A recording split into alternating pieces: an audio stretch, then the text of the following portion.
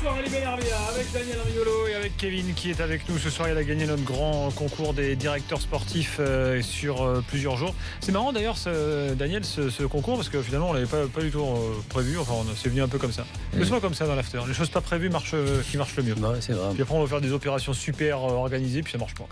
On va savoir. C'est comme ça. Hein. C'est les coulisses de l'after. Ce qu'il faut regarder, c'est qu'est-ce qui peut intéresser un auditeur. Et ça là oui, parce que c'est lui qui est l'acteur là-dedans. Et c'est ça qui est intéressant. C'est l'after, quoi. Je confirme. Alors, continuons d'évoquer la mémoire de Louis Nicolin. Alors, il faut quand même rappeler un peu le parcours de ce bonhomme pour les plus jeunes qui nous écoutent. Il a créé son club en 1974. Il est lyonnais. Il est lyonnais d'origine, donc il a repris la société de son père, donc Nicolin, qui est une photo dont je parlais, une société de un site lyonnais historique à envoyer. Les déchets. En fait, c'est pas 73, c'est 63. Il avait 20 ans. La photo qu'il m'avait montrée dans le musée. Coupe de France 63. Oui, parce que 74, il crée son club en 74, qui part de tout en bas. Alors, d'ailleurs, à l'époque, il recrute des ex-pros. Il recrute notamment Fleury Dinalo.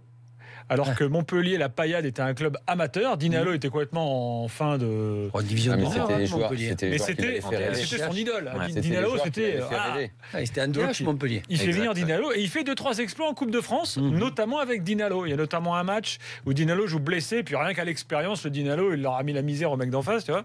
Et donc c'était c'est pour ça qu'il aime la Coupe de France. Voilà. Il a toujours aimé la Coupe de France. Mais ça vient de là. Qu'il a gagné. Rappelez-vous, le Matra Racing de 90. Non, le RP1 à l'époque. C'était le Racing Paris 1. Racing Paris 1. Ouais.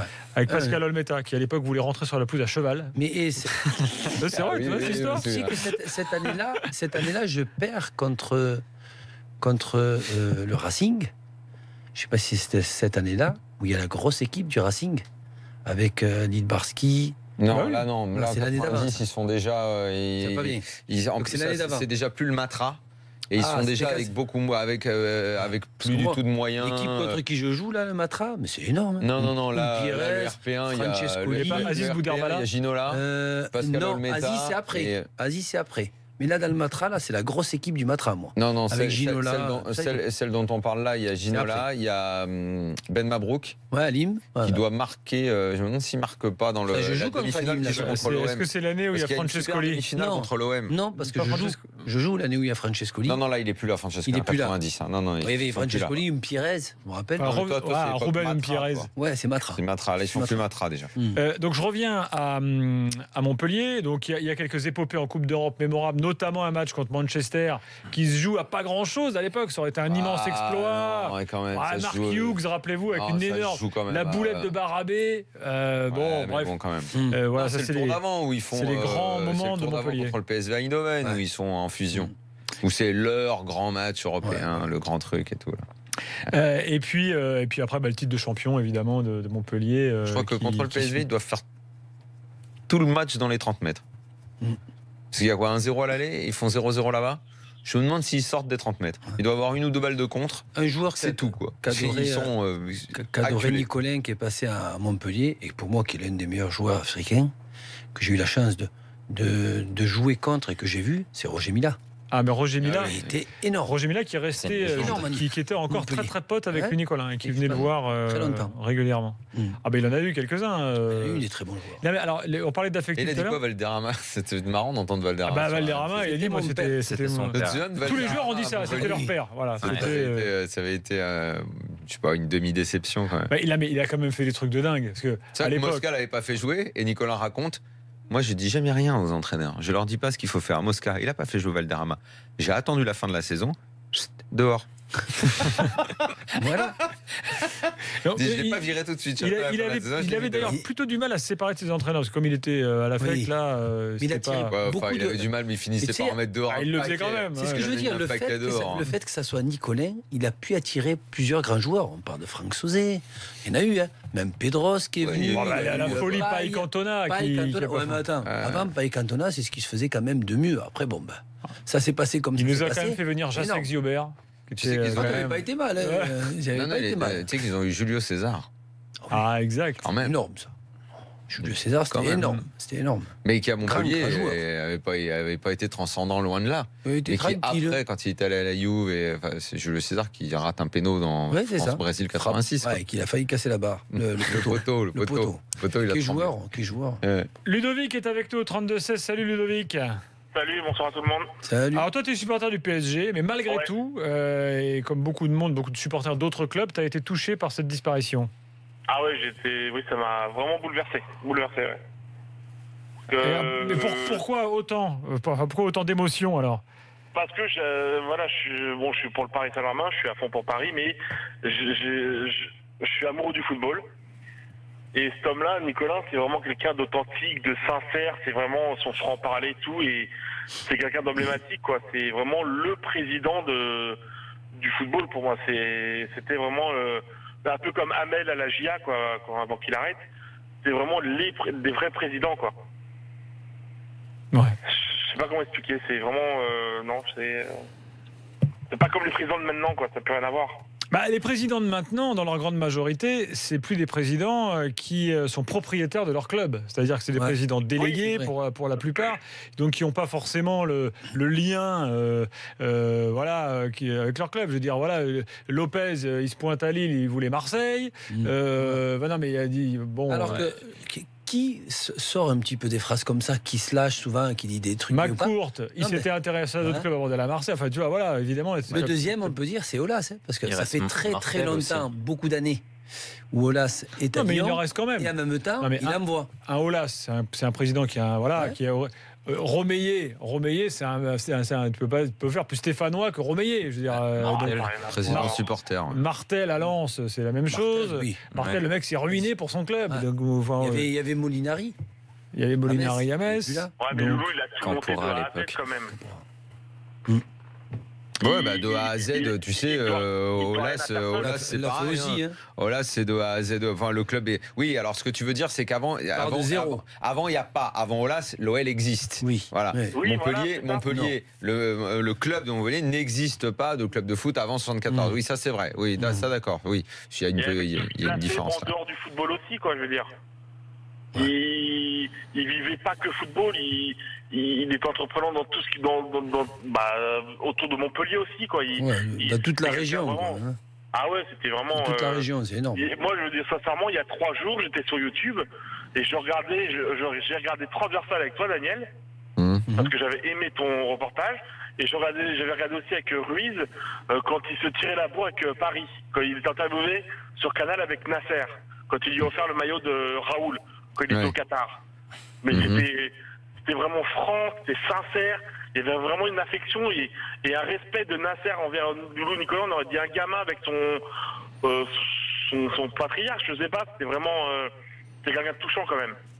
Oui, bien sûr. Ah tiens, je parlais de cette fameuse tournée au Koweït. Donc Louis Nicolin était à l'époque, comme il a toujours été très pote avec Platini, et c'est à ce moment-là que l'amitié est née. Proche de l'équipe de France. C'est que Platini était sélectionneur national et Nicolas représentait les présidents de club. Martel l'a fait ensuite auprès de l'équipe de France. Je ne sais pas si ça existe toujours aujourd'hui. Je ne sais pas s'il y a toujours un président qui est là dans l'entourage. Mais enfin, la France est invitée au Koweït par le fameux président de la Fédé de l'époque qui était descendu sur le terrain en 82.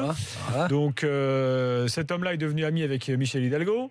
Donc bref, il y a une relation qui se met en place. Et il dit bon ben voilà, maintenant qu'on est amis et tout, bon le France-Koweït 82 il est loin, venez au Koweït, ils vont faire une tournée. Bon, avec Platini sélectionneur. Et Nicolas est là. Et ils vont dans le désert avec les faucons, les trucs. Barbecue géant. Nicolas monte sur un dromadaire incapable de se lever avec Nicolas sur le dos. Pauvre dromadaire.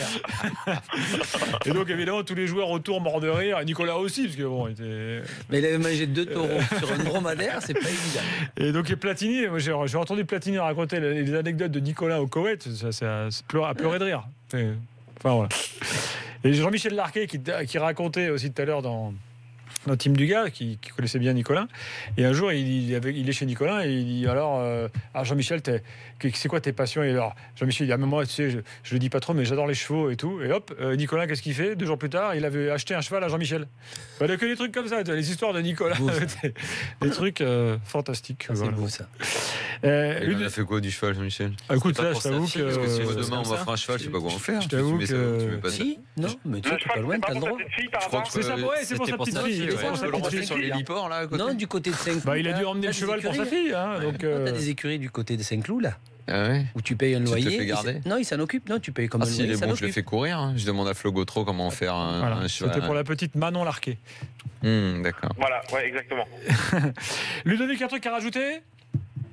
Non, bah écoutez, T'as fait le tour franchement, il y a Merci rien pour à tout ce dire. qu'il a fait, par hasard. Voilà, exactement. Ouais. Merci C'est pour voilà, tout. exactement. Et j'espère que tous les présidents et tout le monde du football va vraiment aider pour la suite pour son fils, ses 2 fils, quoi.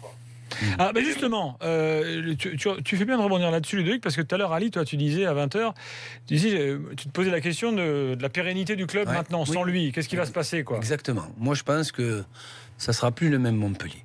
C'est une page qui sera tournée, parce que sa façon d'être, son aura, et je pense les décisions qu'il devait prendre en interne, même encore ces derniers temps. Ah, c'est son fils qui était opérationnel depuis même pas mal de temps. Je sais. 2 ans. Mais il était là, mais c'est le fils qui gère tout. Il a d'autres qualités, il le disait souvent, beaucoup plus modernes, où il suit un petit peu, beaucoup plus les réseaux sociaux et tout. Mais peut-être que dans la décision, ce qui se passera dans le futur, on va voir si la pérennité se fasse. Mais je pense qu'il y a vraiment une page qui s'est tournée du côté de Montpellier. Bon, je sais pas. Tu sens le club en danger ou Non, pas en danger, mais ça sera plus le même club. On va rentrer dans une autre génération, évidemment. Je pense, dans une autre génération. Et alors, du coup, j'ai perdu le fil de ce que je voulais vous raconter là. C'était à propos de Nicolas toujours. On va accueillir Mehdi, le temps que ça me revienne. Voilà, salut Mehdi. Salut l'after. Salut Mehdi. Salut. Mehdi, on t'écoute. Tu veux toi aussi parler de Louis Nicolin? Moi, je suis supporter de l'OM et donc à l'époque. L'OM, c'était le club qu'il aimait pas, hein. Mais moi j'ai grandi à l'époque, l'époque tapis, il y avait aussi Bez et il y avait Nicolas. Je me rappelle cette équipe avec Zouareb, Barabé et tout. Je me disais mais c'est quoi qui arrive là? Et c'est vrai que tout à l'heure quand j'ai appris ça, en rentrant à la maison, ça m'a retourné le cerveau, quoi. Donc faut rendre hommage à cet grand homme et je pense qu'on en a plus, à part peut-être Monsieur Aulas. Et il faut vraiment lui rendre hommage et je suis content que le maire de Montpellier ait décidé de mettre le nom du nouveau stade à son nom, quoi. Bon ben voilà, décision du maire de Montpellier. Voilà un nouveau stade qui n'aura pas de naming. Enfin, tu vas me dire, on ne sait jamais. On sait jamais. J'espère qu'il n'en aura pas. C'est un naming. C'est un naming, mais c'est un naming. Exactement. Et il est partout dans la ville. C'est une sorte, Nicolas. C'est une sorte pour de dire naming. que le football, c'est pas que les joueurs, les supporters, les stades, c'est aussi peut-être ces fameux présidents qu'on avait, je veux dire, qui gardaient de la place un petit peu dans le championnat et qui peut-être c'est en train de se perdre un petit peu, où on va avoir un petit peu à l'image des Anglais, où tu n'as pratiquement pas des présidents visuels, ou que tu as que des managers de clubs qui viennent et qui partent. Nicolas, c'était aussi le foot féminin. Il faut quand même le dire, parce que c'est le premier qui a monté une vraie équipe de foot féminin. Tout à l'heure, on était avec Patrice Lair, qui était un des entraîneurs qui s'occupait des filles de Montpellier. Et c'est surtout un président qui recyclait quasiment tous ses joueurs dans sa boîte. Ouais. C'est-à-dire que le Mou et compagnie ont bossé dans le groupe Nicolas. Qui faisait le recyclage de joueurs. Et à tel point qu'il avait monté une équipe corpo qui évidemment explosait la terre entière, puisque tous les anciens pros là, ils étaient ils terminaient la carrière, hop, ils jouaient de suite avec l'équipe. Voilà, c'était Louis Nicolin. Alors si vous voulez encore plus d'hommages et tout, on a ça sur notre site rmcsport.fr avec tous les hommages qu'on a eu aujourd'hui. On a notamment eu Jourdain tout à l'heure, évidemment très très ému, lui qui est arrivé au club avec Nicolin quand il était ado. Hilton également était avec nous tout à l'heure. Hilton qui a dit peut-être sans doute qu'un autre président que Nicolin ne m'aurait pas prolongé. Il a 39 ans, Hilton, il a prolongé il y a peu. Et puis l'histoire sur Diniz, là, qui est assez exceptionnelle. Ah oui, l'histoire sur Diniz. Le coureur, là. Ça, c'est pour ceux qui ne la connaissent pas, donc en gros, il est tombé amoureux de Johan Diniz en le regardant à la télé, le marcheur. Il n'y avait plus personne. Et Diniz n'avait plus trop de partenaires. Et donc lui, il appelle Diniz, il dit moi je vous adore, je vais vous aider, venez me voir. Alors, Diniz dit ouais, mais comment je fais? Venez avec votre famille et tout. Et il dit je vous envoie mon avion. Hop, tac, il envoie l'avion. Diniz se pointe et il est aidé financièrement. Johan Diniz, donc il recherchait un petit peu pour rattraper un petit peu les vaches, les vachettes, tu sais. Il l'a récupéré un petit peu pour l'entraîner. Ça a servi un petit peu. Oui, je suis pas sûr que la marche soit plus rapide que les vachettes. Bon. Voilà pour Louis Nicolin qui évidemment a occupé beaucoup d'espace dans l'after. D'ailleurs, j'ai quelques tweets. Tiens, vous l'avez fracassé pendant longtemps, Louis Nicolin, et maintenant vous arrêtez pas d'en dire du bien, me dit-on sur Twitter. Bon, moi je comprends pas ce genre de réaction d'une stupidité sans nom, quoi. quelqu'un qui soit dans un domaine d'activité et que tu sois amené à le critiquer, c'est une chose. L'homme, pour ce qu'il fait et pour ce qu'il est, ça n'a absolument rien à voir. Et, bon, je comprends pas sa réaction.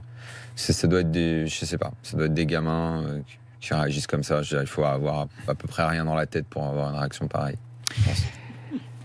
Allez, dans quelques instants, on est de retour avec le Mercato, messieurs, dames. On va parler Mercato aujourd'hui, et pas que du PSG, puisqu'il y a une petite actu tout de même en ce jeudi soir. Mercato dans l'after dans quelques instants. Et puis tiens, si vous voulez participer à notre quiz spécial brésilien du PSG, ce sera dans une petite demi-heure maintenant, donc n'hésitez pas à nous appeler au 32-16. L'un d'entre vous participera au quiz pour défier Ali, Daniel et Kevin. Mais là, je pense qu'il va y avoir du niveau là, sur ce quiz brésilien. Donc il va falloir être très très fort. Tout ouvert. Pour l'emporter. A tout de suite. Pedretti a tout commandé sur le terrain, mais celui-là, quand il va venir à la moisson, on va s'en occuper. Lui, c'est une petite tarlouse.